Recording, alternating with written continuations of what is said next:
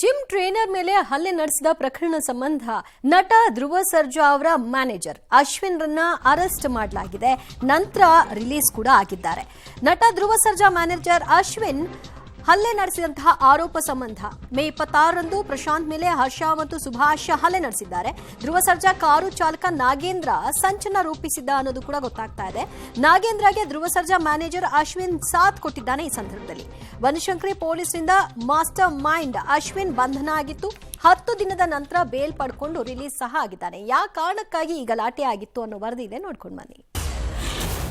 Gym trainer ಮೇಲೆ deadly attack, ನಟ Dhruva Sarja manager arrest.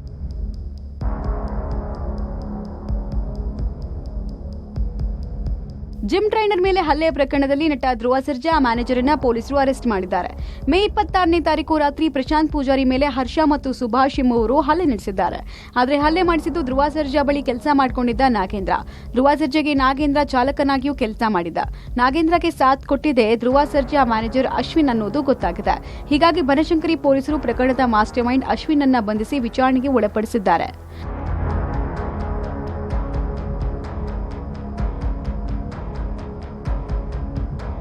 ನಟ ಧ್ರುವ ಸರ್ಜಾ ಅವರ ಜಿಮ್ ಟ್ರೈನರ್ ಪ್ರಶಾಂತ್ ಪೂಜಾರಿ ಮೇಲೆ ಕಳೆದ ಮೇ ತಿಂಗಳಲ್ಲಿ 3 ಜನ ಆರೋಪಿಗಳು ಸೇರಿ ಹಲ್ಲೆಯನ್ನ ಮಾಡಿದ್ರು. ಹಲ್ಲೆ ಸಂಬಂಧಪಟ್ಟಂತೆ ಬನಶಂಕರಿ ಪೊಲೀಸ್ ಠಾಣೆಯಲ್ಲಿ ಒಂದು ದೂರು ದಾಖಲಾಗಿತ್ತು. ದೂರು ದಾಖಲಿಸಿಕೊಂಡಿದ್ದಂತ ಪೊಲೀಸರು ನಾಗೇಂದ್ರ, ಸುಭಾಷ್ ಸೇರಿ 3 ಜನ ಆರೋಪಿಗಳನ್ನ ಬಂಧನ ಮಾಡಲಾಗಿತ್ತು. ಬಂಧನದ ವೇಳೆ ಆರೋಪಿಗಳನ್ನ ತನಿಖೆ ಮಾಡಿದಂತ ಸಂದರ್ಭದಲ್ಲಿ ಘಟನೆಗೆ ಮೂಲ ಕಾರಣ ಧ್ರುವ ಸರ್ಜಾ ಅವರ ಮ್ಯಾನೇಜರ್ ಅನ್ನುವಂಥ ಮಾಹಿತಿ ಸಿಗುತ್ತೆ. ಹಾಗಾಗಿ ಧ್ರುವ ಸರ್ಜಾ ಅವರ ಮ್ಯಾನೇಜರ್ ಅಶ್ವಿನ್ ಅನ್ನ ಬನಶಂಕರಿ ಪೊಲೀಸರು ಬಂಧನವನ್ನ ಮಾಡಿರುವಂಥದ್ದು. ಧ್ರುವ ಜೊತೆಗಿನ ಆಪ್ತತೆ ಸಹಿಸಿಕೊಳ್ಳಲಾಗದೆ ಹಲ್ಲೆ, ಸ್ನೇಹಿತರನ್ನ ಚೂ ಬಿಟ್ಟು ಪ್ರಶಾಂತ್ ಮೇಲೆ ಅಟ್ಯಾಕ್.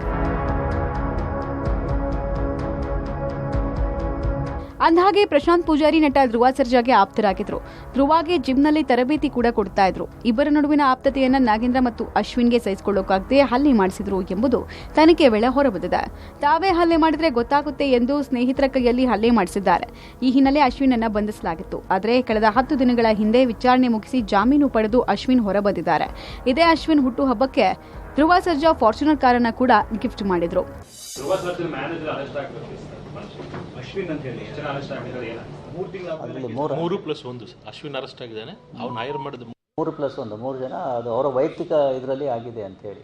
ಧ್ರುವ ಸರ್ಜಾಗೆ ಯಾರು ಹತ್ರ ಆಗಬೇಕು ಅಂತ ಹೇಳಿ ಮ್ಯಾನೇಜರು ಮತ್ತು ಡ್ರೈವರು ಸೇರಿಕೊಂಡು ಇನ್ನೊಬ್ಬ ಜಿಮ್ ಟ್ರೈನರ್ ಏನೋ ಇದ್ದ, ಅವನನ್ನು ಬೇರೆ ಹುಡುಗರನ್ನ ಕಳಿಸ್ಬಿಟ್ಟು ಅಸಾಲ್ಟ್ ಮಾಡಿಸಿದ್ದಾರೆ. ಅದು ಅರೆಸ್ಟ್ ಆಗಿದೆ. ನಟ ಧ್ರುವ ಸರ್ಜಾ ಜಿಮ್ ಟ್ರೈನರ್ ಪ್ರಶಾಂತ್ ಮೇಲಿನ ಹಲ್ಲೆಗಾಗಿ ಧ್ರುವ ಸರ್ಜಾ ಮ್ಯಾನೇಜರ್ ಅಶ್ವಿನ್ ಅನ್ನ ಬನಶಂಕರಿ ಪೊಲೀಸರು ಅರೆಸ್ಟ್ ಮಾಡಿದ್ದಾರೆ. ಈ ಹಿಂದೆ ಪ್ರಶಾಂತ್ ಮೇಲೆ ಇದೇ ಅಶ್ವಿನ್ ಹಾಗೂ ನಾಗೇಂದ್ರ ಈ ಇಬ್ಬರು ಕೂಡ ಸುಪಾರಿಯನ್ನ ನೀಡಿದ್ರು. ರೌಡಿ ಶೀಟರ್ ಹರ್ಷ ಎಂಬಾತನಿಗೆ ಸುಪಾರಿಯನ್ನ ನೀಡಿದಂತಹ ಸಂದರ್ಭ ಧ್ರುವ ಸರ್ಜಾ ಮನೆಯಿಂದ ಸ್ವಲ್ಪ ದೂರದಲ್ಲಿ ನಡೆದು ಹೋಗ್ತಿದ್ದಂತಹ ಪ್ರಶಾಂತ್ ಮೇಲೆ ಹಲ್ಲೆಯನ್ನು ನಡೆಸಲಾಗಿತ್ತು. ಪ್ರಕರಣದಲ್ಲಿ ಆತನ ರೋಲ್ ಕಂಡು ಬಂದಂತಹ ಹಿನ್ನೆಲೆಯಲ್ಲಿ ಇದೀಗ ಅರೆಸ್ಟ್ ಮಾಡಿ ಜೈಲಿಗಟ್ಟುವ ಕೆಲಸವನ್ನ ಬನಶಂಕರಿ ಪೊಲೀಸರು ಮಾಡಿದ್ದಾರೆ. ಜನ ಹೇಗೆಲ್ಲ ಇರ್ತಾರೆ ನೋಡಿ. ಧ್ರುವ ಸರ್ಜಾ ಜೊತೆ ಪ್ರಶಾಂತ್ ಪೂಜಾರಿ ಹೆಚ್ಚು ಒಡನಾಟ ಹೊಂದಿದ್ರು ಅನ್ನೋ ಒಂದೇ ಒಂದು ಕಾರಣಕ್ಕೆ ಈ ಕಿರಾತಕರು ಡೆಡ್ಲಿ ಅಟ್ಯಾಕ್ ನಡೆಸಿದ್ದಾರೆ. ಆದರೆ ಪೊಲೀಸರು ಸರಿಯಾದ ಪಾಠವನ್ನ ಕಲಿಸಿದ್ದಾರೆ. Bureau report, public TV. Nothing but ಏನು ಅಂತಂದ್ರೆ ಅವನಿಗೆ ಇನ್ಸೆಕ್ಯೂರಿಟಿ ಫೀಲಿಂಗ್ ಕಾಡ್ತಾ ಇರುತ್ತೆ. ಅಲ್ಲ, ಅಷ್ಟು ಚೆನ್ನಾಗಿ ನೋಡ್ಕೊಂಡಿದ್ರಲ್ಲ ಧ್ರುವ ಕೂಡ ಅವ್ರನ್ನ. ಇನ್ಯಾರು ಹತ್ರ ಆಗ್ತಾ ಇದ್ದಾರೆ ಅಂತಂದಾಗ ಶುರುವಾಗೋದೇ ಇನ್ಸೆಕ್ಯೂರಿಟಿ ಫೀಲಿಂಗ್.